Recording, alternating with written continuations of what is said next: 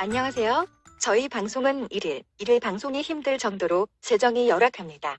미국 배선 때문에 NSA 자금이 계속 지연되고 있어서 더욱 그렇습니다. 어제 구독자분이 요청이 있었는데 하루 늦게 방송하게 되었습니다. 먼저 이번 4.15 총선은 역대 최악의 투표 첨사, 조작 선거가 예상됩니다. 이 방송은 윤석열 검찰에 제출해야 할 조작 선거의 증빙 자료입니다. 내용을 모두 보시면 피가 솟해서 졸도하실지도 모르니 지인과 함께 손잡고 끝까지 시청 바랍니다. 정입학TV는 광고와 후원을 요구하지 않는 순수 애국 방송입니다. 나라 망하기 직전입니다. 이 영상을 지인들에게 공유하여 주십시오. 방송에 앞서 구독과 좋아요, 알림 설정은 자익들의 선거 조작을 낱낱이 드러내어서 줄줄이 깜방 보내는 행운이 따를 것입니다. 우선 미국, 영국, 독일, 프랑스 등 해외 교포가 가장 많이 사는 나라에 대해서 정부가 무한 대령을 핑계로 재외선거를 모두 중단시켰습니다. 사실 재외선거라는 말도 미화된 용어입니다.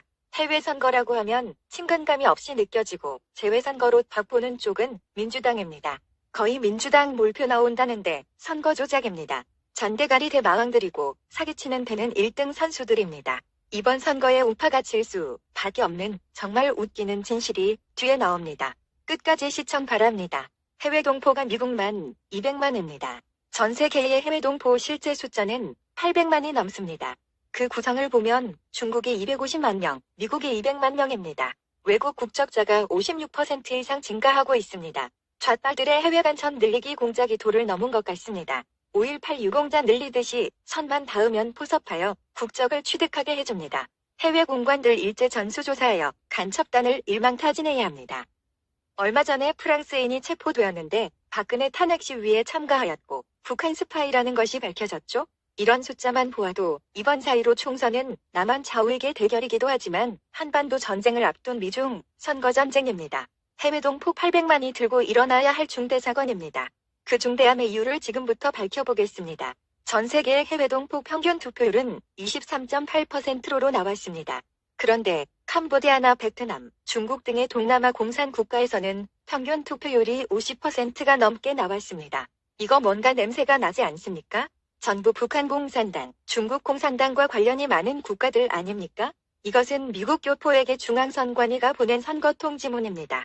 당시 미국 시간 3월 30일 오전 11시인데 2시간 전에 선관위의 공식 문서 통보를 받았다는 것입니다. 선관위가 첨부한 파일의 내용을 보니 정말 황당합니다.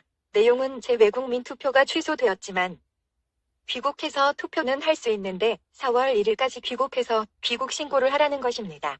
당일이 3월 30일인데 4월 1일까지 한국으로 들어오라고 했다니 말이 됩니까? 한국은 미국보다 시차가 14시간 빠릅니다. 즉 벌써 한국 시간으로는 3월 31일인데 4월 1일까지 들어오라고 한 겁니다. 24시간 남았고 비행기 시간이 14시간인데 10시간대로 한국행 비행기를 타야만 투표를 할 수가 있다는 소리입니다. 그냥 대놓고 투표하지 말라는 소리입니다. 그런데 지난 방송에서 전세계 호남양우회는 실어 날랐을 가능성이 있다고 제보하였는데 이건 국민열세 특혜 공작입니다. 미치고 폴딱 뛸 문제는 투표 정보를 너무 늦게 알려줬다는 것입니다. 적어도 일주일 전에는 알려줘야 준비를 할 것 아닙니까? 2시간 전에 연락 받았으니 모든 생계를 팽개치고 옷 갈아입고 맨몸으로 가도 제 시간에 도착 못합니다. 무엇보다 위 정보는 재외선거가 금지된 국가의 리스트인데 중앙선관위는 유독 중국만 투표를 허용했습니다. 리스트에 중국은 없죠. 해외 공관은 무한폐렴 때문에 재외선거를 중지시켰다면서 무한폐렴의 발상지이고 감염국 1위인 중국만 투표를 실시한다니 이건 대놓고 선거 조작하겠다는 소리 아닙니까? 중국에서는 한국 국적을 취득한 조선족 30만, 기타 220만이 중국 공안의 지령을 받고 일본 투표하러 갈 것입니다. 그러니까 중국만 중지를 안 한 것이죠. 미국에는 전라도민이 많고 좌익도 많지만 문재인이 쌓아놓은 똥이 워낙 많아서 좌파표보다는 우파표가 많이 나올 것 같으니까 중지시킨 겁니다. 게다가 사전투표함을 국내 수송하면 들통날 것 같으니까 현지 개표한다고 합니다. 윤석열 검찰은 특혜를 준 중국발 선거 조작 사건을 전수조사해서 반드시 파헤쳐야 합니다.